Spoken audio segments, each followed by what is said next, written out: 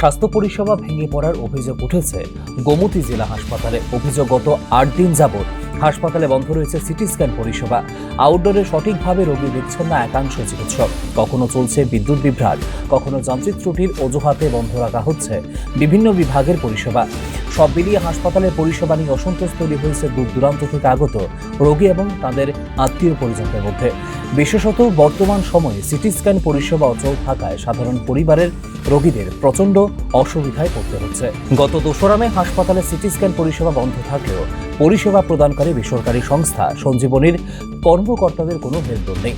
ফলে সাধারণ মানুষের দুর্ভোগ নিত্যদিনের ঘটনা হয়ে দাঁড়িয়েছে। সিটি স্ক্যান পরিষেবা বন্ধ হয়ে থাকলেও ঠিক কী কারণে এটি বন্ধ আছে তা নিয়ে স্পষ্ট কোনো উত্তর দিতে পারছেন না সংশ্লিষ্ট কর্মীরা।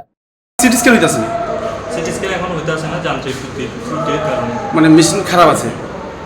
কতদিন ধরে পরিষেবা বন্ধ? 2 তারিখ থেকে নষ্ট আছে। তো এটা তো মানে গোমতী জেলা হাসপাতাল, তো এখন তো রুগীরা ফিরে দিতেছে। তো আপনারা কবে ঠিক হইব বা কেন ঠিক হইতাছে না কিছু জানেন? হয়ে যাবে 2-3 দিনের মধ্যে হয়ে যাবে ঠিক।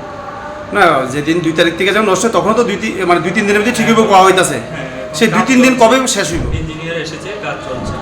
এই প্রসঙ্গ উল্লেখ্য, গোমতী জেলা হাসপাতালের পাশে রয়েছে জেলার মুখ্য স্বাস্থ্য আধিকারিক সহ হাসপাতাল সুপারের কার্যালয়। জেলা স্বাস্থ্য আধিকারিকের কার্যালয়ের নাকের ডগায় থাকা সত্ত্বেও সঠিক পরিষেবা মিলছে না জেলা হাসপাতালে। এই অবস্থায় জেলার মহকুমা এবং গ্রামীণ স্তরে স্বাস্থ্য পরিষেবা কি রয়েছে তা নিয়ে প্রশ্ন তুলেছেন নাগরিক মহল।